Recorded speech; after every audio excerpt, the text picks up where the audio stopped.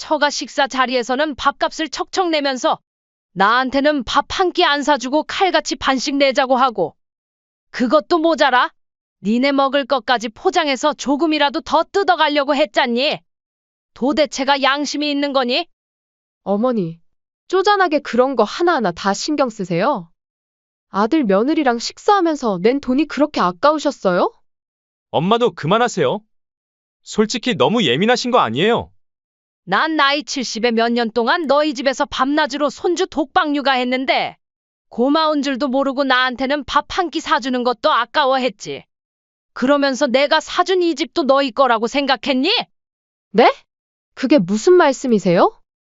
이 집 명의가 누구 앞으로 되어 있는지 알아? 당연히 제 명예 아니에요? 그래. 서씨 할머니는 그 순간 휴대폰을 꺼내 들었습니다. 네, 사장님. 아까 말씀드린 대로 진행해 주세요. 네, 그 집 매각할게요. 엄마, 지금 뭐 하는 거야? 이 집, 내 명이야. 그리고 방금 막 팔았어. 엄마, 겨우 밥 한 끼 안 사드린 거 가지고 너무하시잖아요. 겨우 밥값이 아니야. 그만큼밖에 안 되는 너희 마음이 문제인 거지? 시어머니가 희생하는 건 당연하고, 그 한 끼 대접하는 것조차 한 푼이라도 손해볼까봐 계산기 두드리는 너희 마음이 고약한 거야. 안녕하세요. 이 사연의 주인공은 70세 서춘화 할머님이십니다. 서씨 할머니는 오늘도 익숙한 동네길을 따라 식당으로 향했습니다. 그 동네는 지난 3년간 한 달에 한두 번씩 오가던 길이었습니다. 익숙한 길이라고는 했지만 발걸음이 전처럼 가볍지는 않았습니다. 처음엔 낯설었던 아들과 며느리와의 정기 식사 모임이 이제는 당연한 일상이 되어버렸습니다.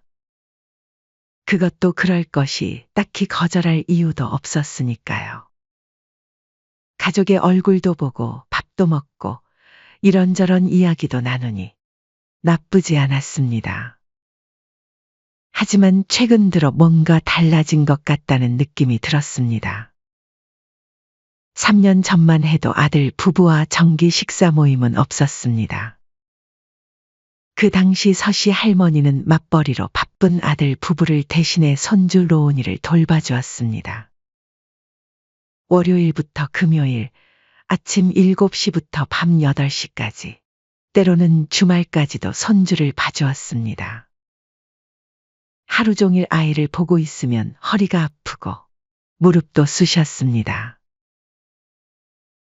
그래도 손주가 무럭무럭 자라는 모습을 곁에서 보는 건 기쁜 일이었습니다. 할머니, 놀아줘. 하루 종일 들려오는 손주의 목소리에 피곤함도 있곤 했습니다. 종일 손주를 돌보는 일은 쉽지 않았습니다. 특히 70대의 노인에게는 더욱 그랬습니다. 아침부터 저녁까지 아이를 돌보고 밥 챙겨주고 씻기고 놀아주는 일은 생각보다 체력이 많이 필요했습니다. 그래도 서씨 할머니는 한 번도 불평하지 않았습니다. 아들과 며느리가 맞벌이를 해야 생활이 편해질 테니까요. 그들의 사정을 이해했습니다. 어린아이를 돌보는 일이 쉽지 않다는 걸 아들도 며느리도 알았기에 어머님, 정말 감사해요. 저희가 맛있는 거라도 사드릴게요. 하며 식사 자리를 마련했습니다. 처음에는 진심으로 고마워하는 아들 부부의 마음이 느껴져 서씨 할머니도 기분이 좋았습니다. 아이고, 괜찮아. 겉으로는 그렇게 말했지만 속으로는 그래도 이렇게 고마워하니 내 노고를 알아주는구나 싶어 위안이 됐습니다. 그렇게 시작된 만남이 점차 정기적인 식사 모임으로 자리 잡게 되었죠. 손주가 초등학교에 들어가고 나서는 더 이상 육아를 도와줄 필요도 없어졌지만 자연스럽게 식사 자리는 계속됐습니다.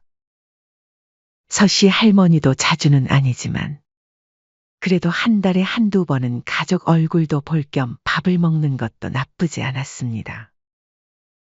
남편이 세상을 떠난 지 5년, 가끔은 집에 혼자 있는 것이 외롭기도 했으니까요.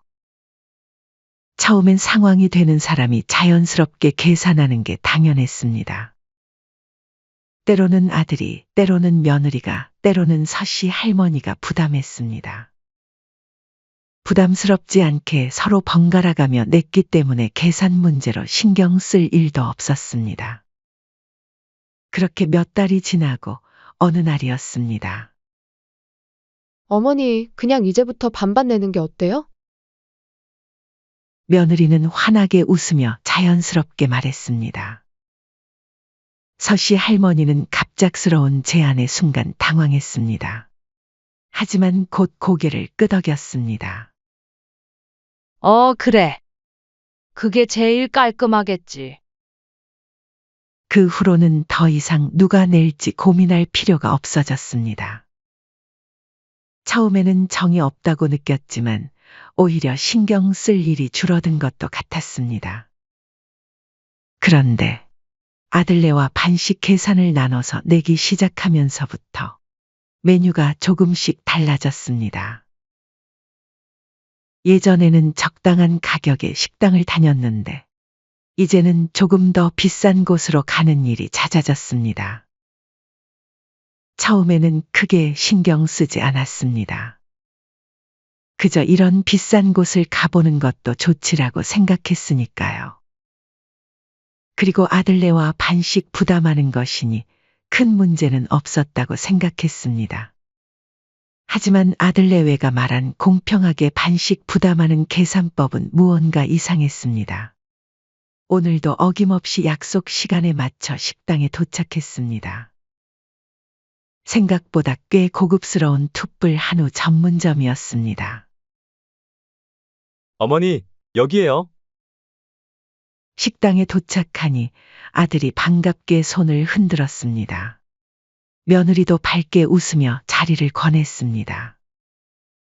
손주 로운이는 이제 초등학생이 되어 할머니보다는 스마트폰에 더 관심이 많아진 모습이었습니다. 어머니, 요즘 날씨 쌀쌀해졌어요. 감기 조심하셔야 해요. 며느리의 말에 서씨 할머니는 미소를 지으며 자리에 앉았습니다. 손주는 여전히 핸드폰을 만지작거리고 있었습니다. 로운아, 할머니 왔다. 응. 예전 같으면 뛰어와 안겼을 아이였습니다. 하지만 이제는 대답도 건성이었습니다. 서씨 할머니는 조금 서운했지만 아이가 자라면서 그럴 수도 있다고 스스로를 위로했습니다. 어머니, 한우갈비 좋아하시죠? 여기 육회도 정말 맛있어요. 며느리는 자연스럽게 메뉴판을 펼치며 말했습니다. 갈비와 육회라니, 특히 갈비는 1인분 4만 원은 넘는 꽤 비싼 메뉴였습니다. 사실 서씨 할머니는 갈비나 육회를 그렇게까지 자주 먹는 사람이 아니었습니다. 집에서는 김치찌개 하나면 충분했고, 최근에는 당뇨 초기 진단을 받아 고기도 자제하고 있었습니다. 하지만 이런 말을 꺼내면 분위기가 어색해질 것 같아 말하지 않았습니다.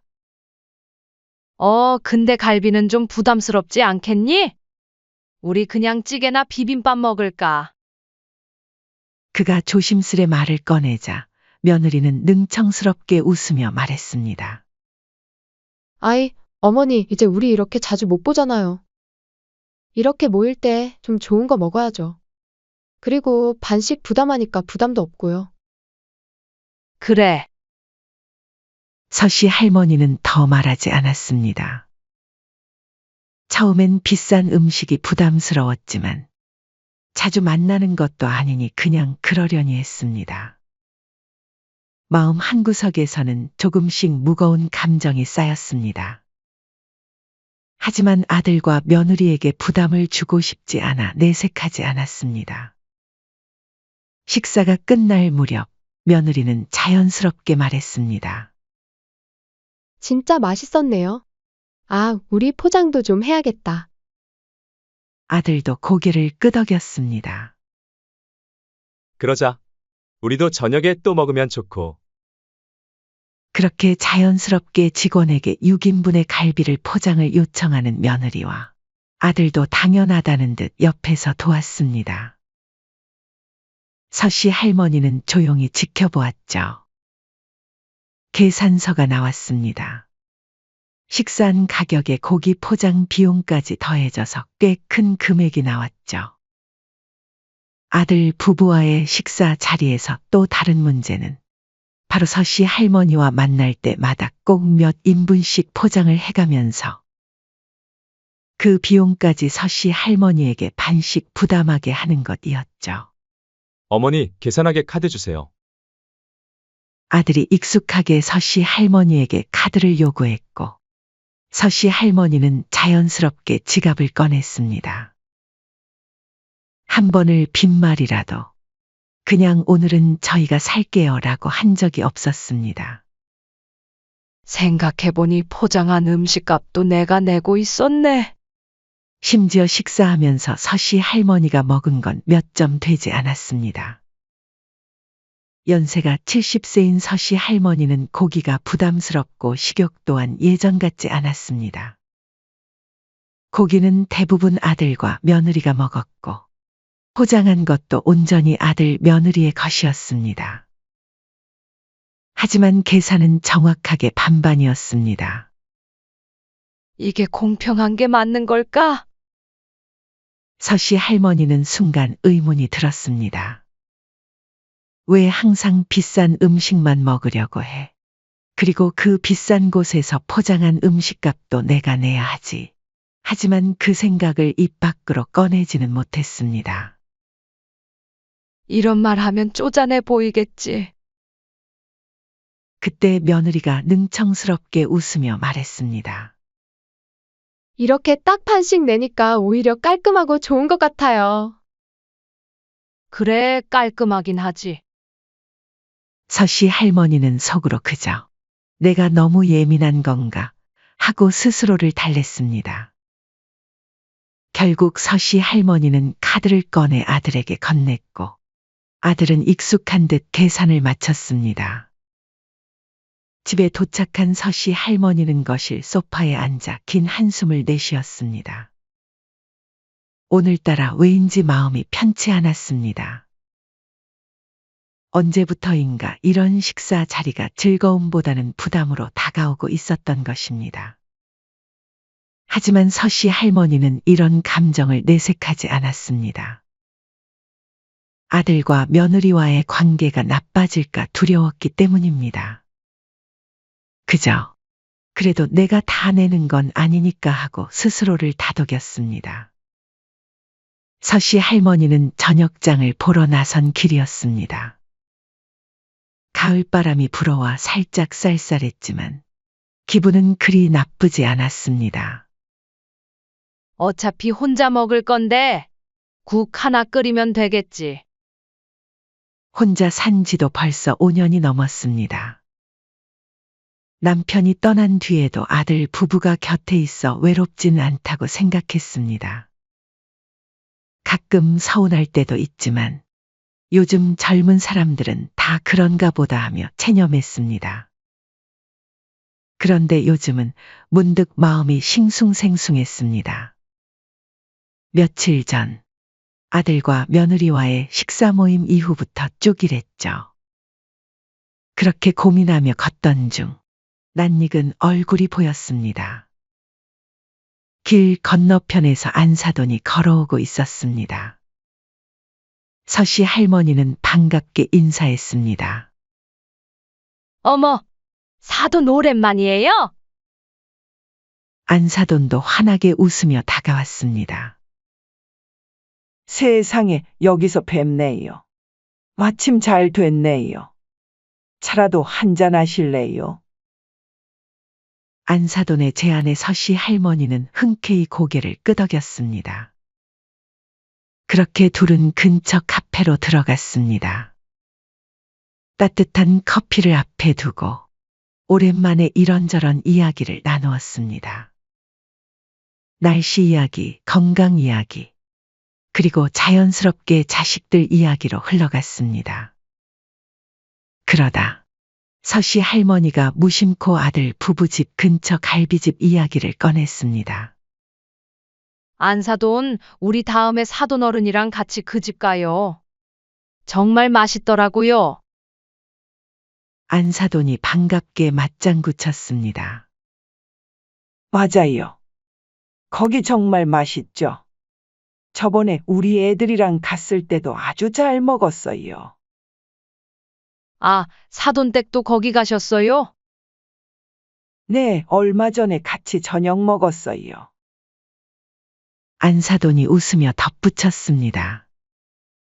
이번에 애들이 무리했죠. 저랑 남편까지 다 모시고 갔으니 돈도 많이 들었을 거예요. 뭐리? 서씨 할머니는 순간 머릿속에 여러 생각이 스쳐 지나갔습니다. 그럼 그날은 애들이 계산했어요? 조심스럽게 물어봤습니다. 안사돈이 당연하다는 듯 고개를 끄덕였습니다. 그럼요. 자기 부모인데요. 항상 애들이 샀었어요. 그 순간 서씨 할머니는 깨닫게 되었습니다. 자신에게는 칼같이 반씩 내자며 카드를 달라던 아들과 며느리가 처가에서는 단 한 번도 계산을 미룬 적이 없다는 걸. 오히려 비싼 음식이라도 무리하면서 대접했다는 걸 말이죠. 게다가 친정은 경제적으로도 넉넉한 편이었습니다. 안사돈 내외는 건설회사를 운영하고 있는 반면 서씨 할머니는 연금으로 겨우 생활하는 형편이었습니다. 서씨 할머니는 순간 말문이 막혔습니다. 하지만 애써 담담한 척 웃으며 고개를 끄덕였습니다. 아, 그랬군요. 애들이 사돈댁에 효도 많이 하네요. 그 말을 하는 동안 속에서는 불같은 화가 올라왔습니다. 하지만 겉으로는 티를 내지 않았죠. 안사돈과의 불편한 대화가 끝나고 서씨 할머니는 무거운 발걸음으로 집을 향했습니다. 그날 저녁, 집으로 돌아와 혼자 고민을 거듭했습니다. 이걸 그냥 넘어가도 될까? 그래도 반이라도 내긴 하니까. 근데 그게 반이 맞는 걸까? 고민 끝에 결국 망설이다가 아들에게 전화를 걸었습니다. 이제는 확실히 짚고 넘어가야 할 것 같았습니다. 주원아, 잠깐 통화할 수 있니? 네, 엄마, 무슨 일이세요? 잠시 머뭇거리다가 조심스럽게 말을 꺼냈습니다. 너희 처가댁이랑 나랑 너무 대우가 다른 것 아니니? 저번에 길에서 안사돈 만났는데 식사할 때 너희가 항상 계산했다면서?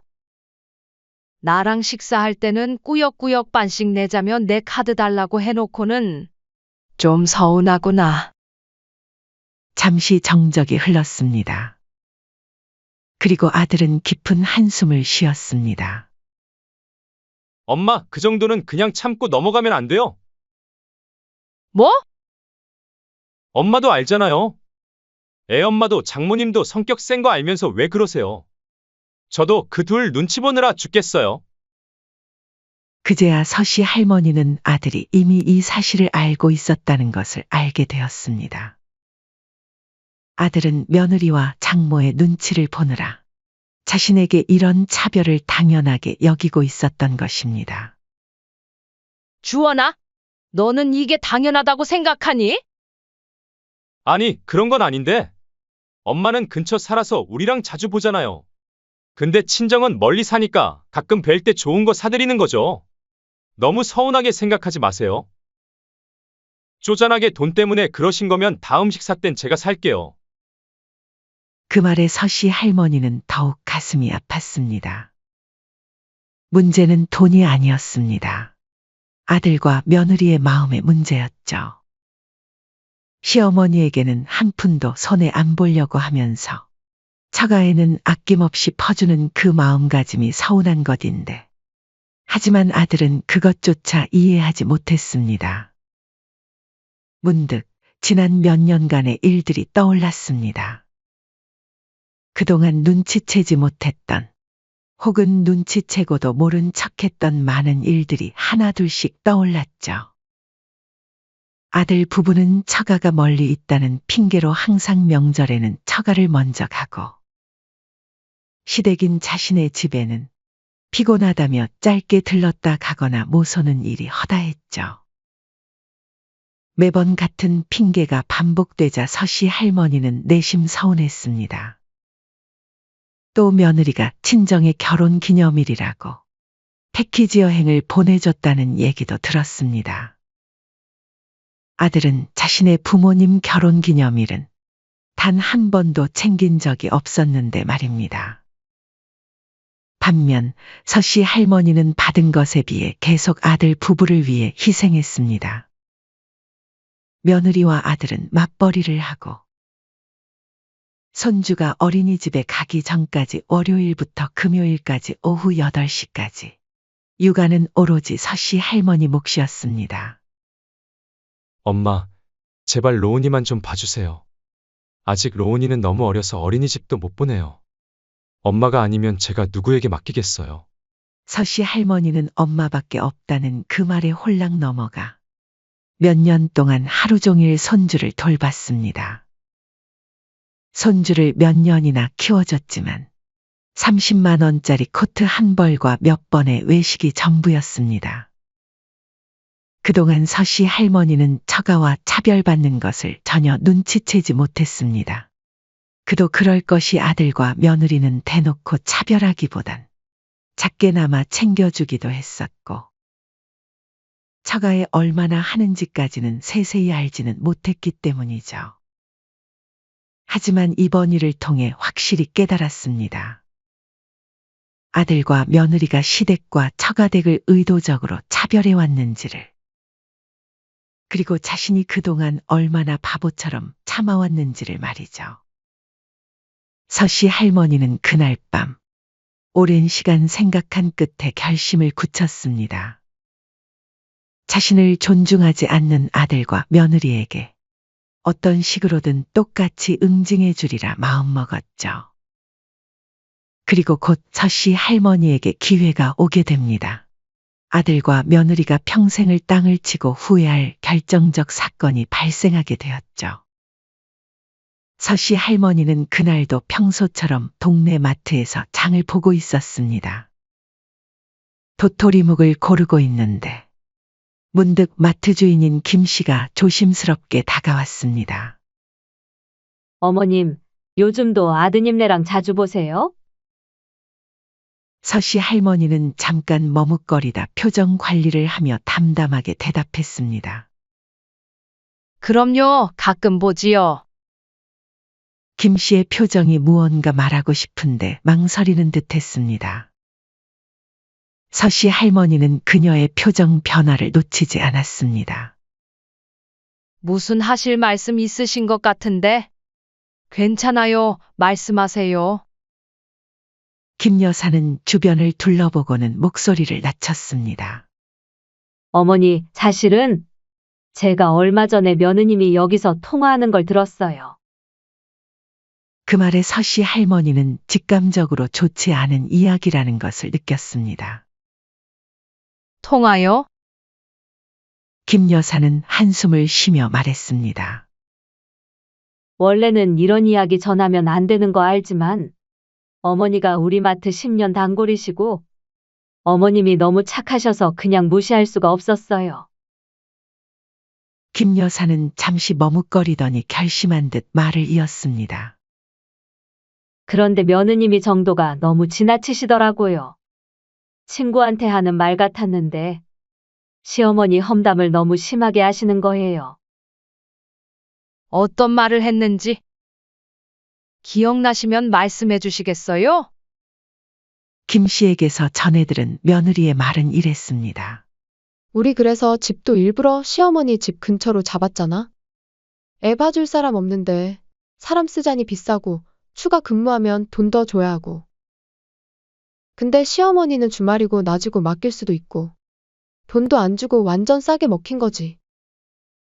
서씨 할머니는 말문이 막혔습니다.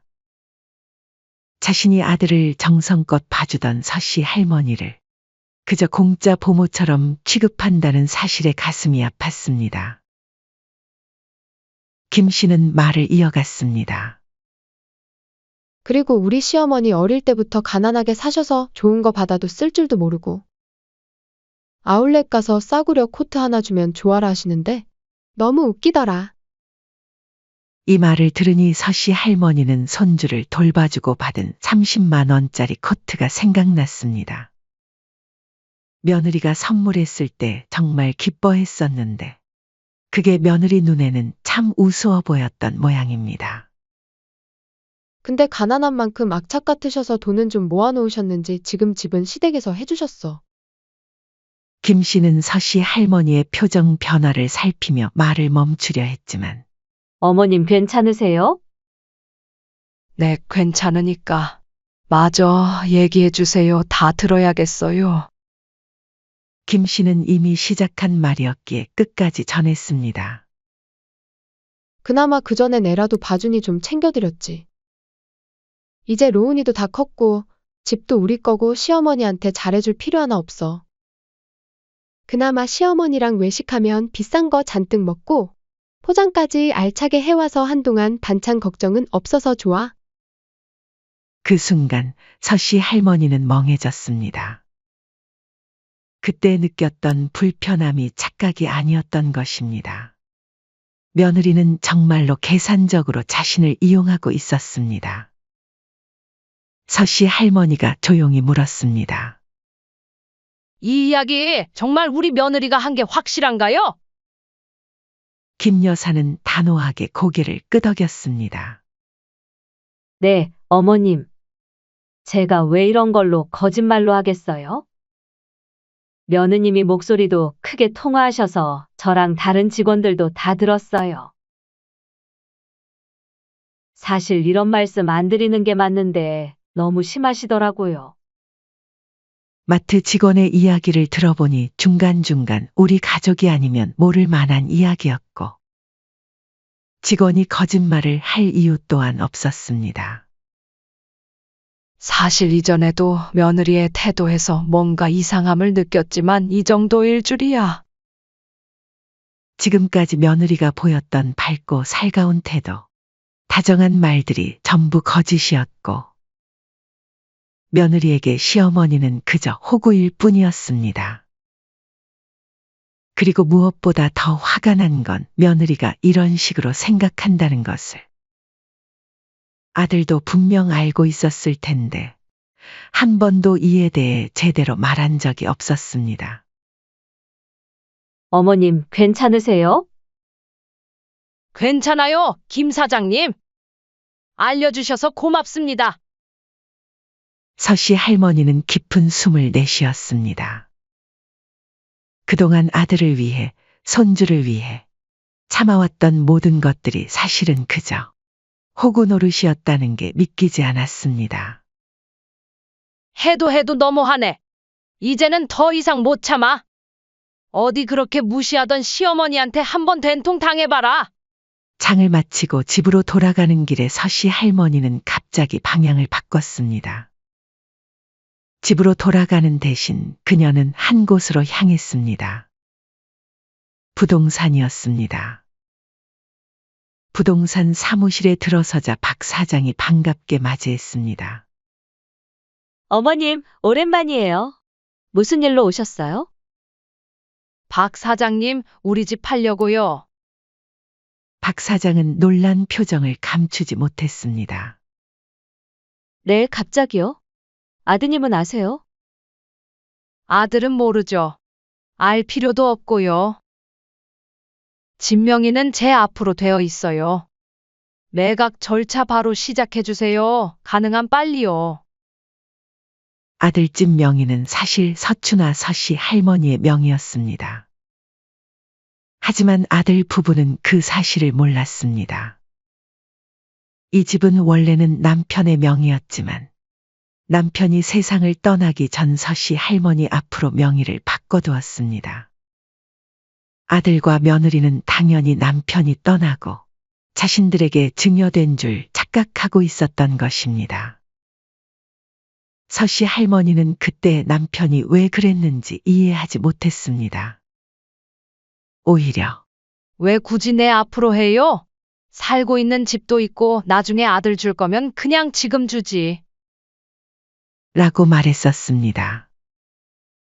하지만 남편은 고집스럽게 내가 먼저 가면 내가 의지할 것이 있어야지라며 명의 변경을 고집했었죠. 남편이 이 집을 내 앞으로 해준 게 이렇게 돌아올 줄이야. 이제야 남편의 마지막 배려를 깨닫게 되었습니다. 남편은 이런 상황을 예견이라도 한 것처럼 미리 준비해둔 것이었습니다. 박 사장은 여전히 망설이는 기색이었습니다. 어머님, 그래도 아드님한테 한 번 말씀은. 박 사장님, 내 집이에요. 내가 팔겠다는데 왜 아들한테 물어봐요? 아들이 산 집도 아니고. 네, 어머님 말씀이 맞으세요. 혹시 희망하시는 가격대가 있으신가요? 시세보다 조금 낮더라도 빨리 정리하고 싶어요. 박 사장은 더 이상 묻지 않고 고개를 끄덕였습니다. 알겠습니다. 바로 매물 올리고 적극적으로 중개해 드릴게요. 부동산을 나와 집으로 돌아가는 길. 서씨 할머니의 걸음이 이상하게 가벼웠습니다. 마치 오랫동안 짊어지고 있던 무거운 짐을 내려놓은 것 같은 기분이었습니다. 며칠 후 박 사장으로부터 전화가 왔습니다. 어머님, 좋은 소식이에요. 매물 올린 지 3일 만에 구매 희망자가 나타났어요. 아파트가 학군이 좋아서 그런지 올린 가격보다 조금 높은 가격이라도 얼른 계약하고 싶다고 하네요. 정말요? 그거 잘 됐네요. 서씨 할머니는 아들 부부의 집으로 향했습니다. 문을 열자 며느리가 환한 얼굴로 맞이했습니다. 어머니, 무슨 일이세요? 갑자기 오신다니 깜짝 놀랐어요. 그녀의 모습은 여전히 밝고 다정했습니다. 하지만 서씨 할머니는 이제 이 웃음이 얼마나 가식적인지 너무나도 잘 알고 있었습니다. 서씨 할머니는 조용히 거실로 들어가 앉았습니다. 아들도 곧 다가와 옆에 앉았습니다. 엄마, 무슨 일로 오셨어요? 서씨 할머니는 잠시 며느리를 바라보다가 천천히 입을 열었습니다. 너 내가 없을 때 나에 대해 뭐라고 하고 다니는 거니? 그 순간 며느리의 얼굴이 살짝 굳어졌습니다. 네? 무슨 말씀이세요? 얼마나 크게 내가 말했으면 내가 한 말? 동네 사람들이 다 들었다더라. 며느리는 급하게 표정을 관리하며 웃어 보였습니다. 아니, 어머니 오해하신 것 같아요. 말을 잘못 전했을 수도 있고. 세상에, 어떻게 그런 말을 믿으세요? 며느리는 억울한 듯 목소리를 높였습니다.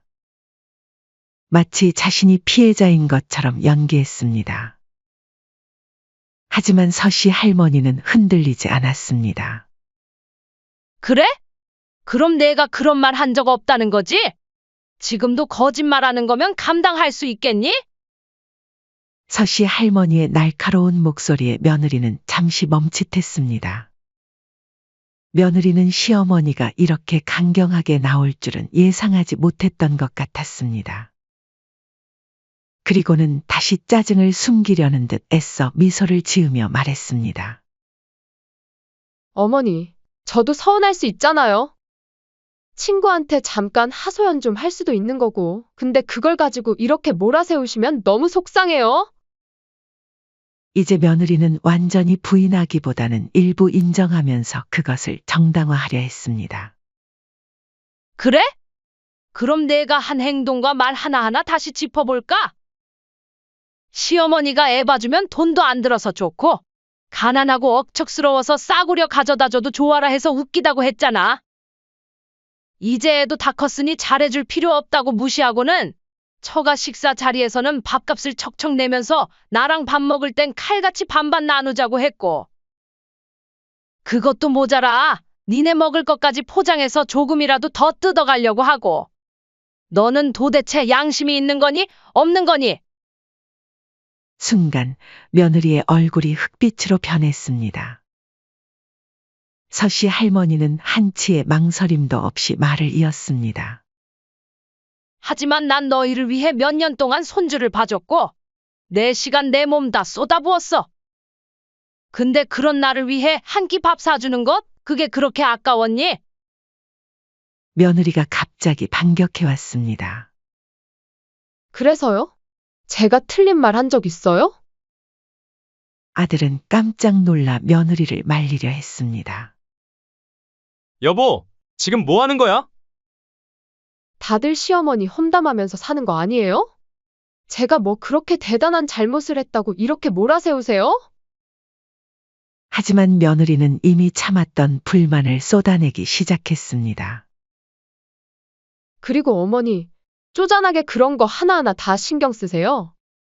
아들 며느리랑 식사하면서 밥 한 끼 내는 게 그렇게 어려우세요?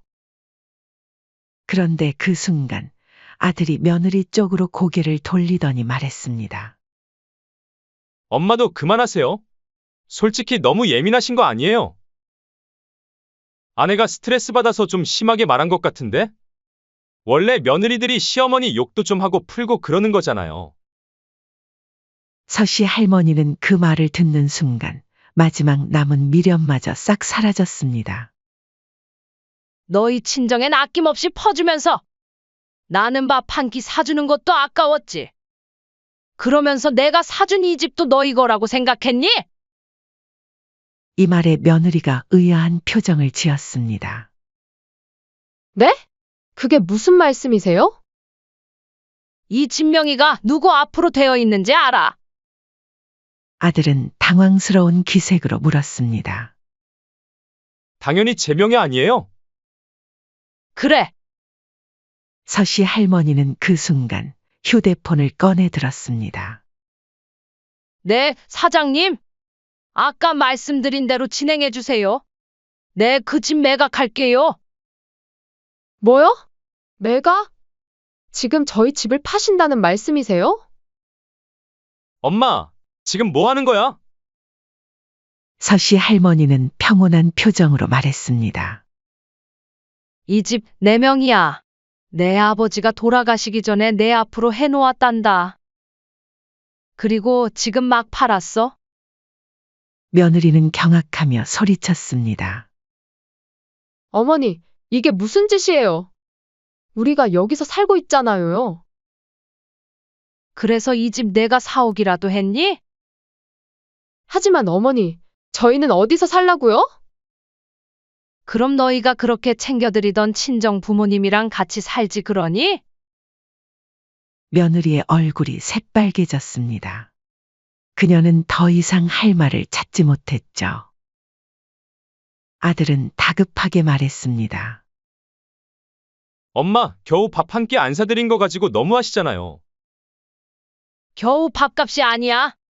그만큼밖에 안 되는 너희 마음이 문제인 거지? 시어머니가 희생하는 건 당연하고 그 한 끼 대접하는 것조차 한 푼이라도 손해볼까봐 계산기 두드리는 너희 마음이 고약한 거야. 아들은 거의 울먹이듯 말했습니다. 엄마, 제발요. 우리 어디 가서 살아요? 너희한테 이 집은 못 줘. 그렇게 서씨 할머니는 현관문을 나섰습니다. 뒤에서 들려오는 아들과 며느리의 절규가 들려왔습니다. 어머니, 제발요, 돌아오세요. 하지만 서씨 할머니는 뒤돌아보지 않았습니다. 그녀의 마음속에는 이상하게도 평온함이 찾아왔습니다. 이제야 속이 다 시원하다. 아파트 밖으로 나오자 햇살이 그녀를 반겼습니다. 가을 햇살은 따뜻했고 바람은 상쾌했습니다. 마치 새로운 시작을 알리는 듯했습니다. 집을 매각한 후 아들 부부의 삶은 완전히 바뀌었습니다. 그들은 자신들의 집이라고 믿었던 공간에서 하루아침에 쫓겨났고 새로운 전세집을 구하려 했지만 전세 대출이 쉽지 않았습니다. 아니, 전세 대출이 안 된다고요? 이제 막 전세가가 더 올라서 그런 것 같습니다. 요즘 같은 시기에 자금이 부족하면 월세로 들어가시는 게 결국 아들 부부는 선택의 여지 없이 월세로 들어갈 수밖에 없었습니다. 그동안 부모의 도움을 받으며 살아왔던 아들은 비싼 월세와 생활비의 무게를 처음으로 실감했습니다. 며느리는 잔뜩 예민해져 있었고 온 집안이 짜증과 신경전으로 가득했습니다. 처음에는 현실을 받아들이지 못하고 분노했습니다. 어머니가 너무하신 거 아니야? 우리 도도 밭냈잖아. 돈 안 낸 것도 아니고. 억울해, 억울하다고. 라며 며느리는 매일같이 불만을 터뜨렸습니다. 아들도 처음에는 조용히 있었다가 점점 스트레스가 쌓이자 말싸움이 잦아졌습니다. 굳이 그렇게까지 우리 엄마 험담을 해야겠냐? 뭐, 지금 나한테 뭐라는 거야? 당신도 어머니한테 그냥 참으세요라고 말했잖아. 그래도 내가 먼저 엄마 성질 긁었잖아. 너도 이제 좀 알아서 살아. 언제까지 부모님한테 기대려고 해. 라는 말이 오가면서 서로를 탓하기 시작했습니다. 결국 생활비 부족으로 인해 며느리는 아르바이트를 알아보러 다니기 시작했고 아들도 투잡을 고민했습니다. 한편 서씨 할머니는 아들과 며느리에게 자신이 가진 재산을 주지 않겠다고 선언을 했습니다. 재산 증여 문서에는 아들과 며느리의 이름이 빠져 있었습니다. 대신 손주 로운이에게 교육비를 따로 마련해 두겠다는 내용과 나머지 재산은 고향의 노인복지관에 기부한다는 내용이 담겨 있었죠.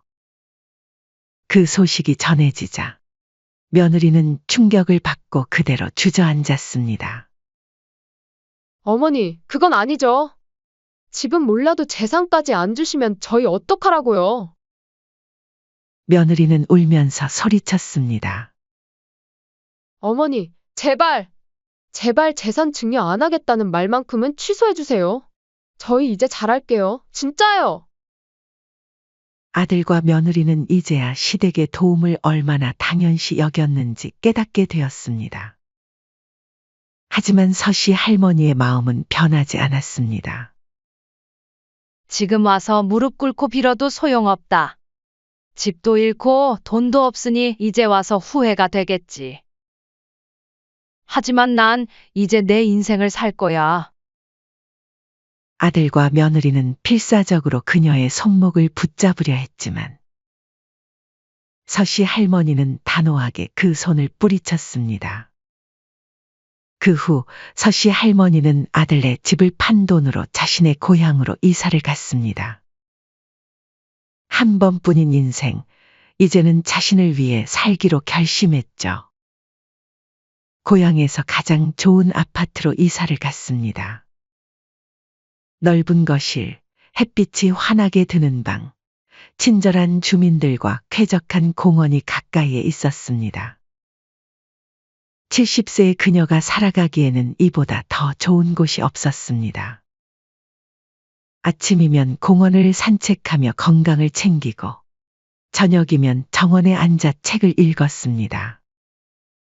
병원도 가까이 있어서 아플 걱정도 없었습니다. 예전보다 훨씬 풍요롭고 안정적인 삶이었습니다. 서씨 할머니는 이제 오롯이 자신을 위한 삶을 살기로 결심했습니다. 젊었을 때 하지 못했던 것들을 하나씩 해보기로 했습니다. 그동안은 가족과 손주를 위해 희생하며 살아왔지만 이제는 여행도 다니고 문화센터도 등록하고 친구들과 여유로운 시간을 보내기로 했습니다. 새로운 친구들을 사귀고 함께 운동도 하며 그동안 잊고 있던 삶의 재미를 되찾아 갔습니다. 서씨 할머니는 다시금 활력을 되찾았습니다. 마치 인생의 제2막이 열린 것 같았죠. 그러던 어느 날 휴대폰이 울렸습니다. 발신자는 아들이었습니다. 그녀는 한동안 그 번호를 바라보다가 한숨을 쉬며 전화를 받지 않았습니다. 하지만 곧 이어 메시지가 도착했습니다. 엄마, 로운이 사진이에요. 많이 컸어요. 손주의 사진이 첨부되어 있었습니다. 그녀는 휴대폰을 든 채 한참을 바라보았습니다. 밝게 웃는 손주의 모습. 손주의 얼굴을 보니 마음이 흔들렸습니다.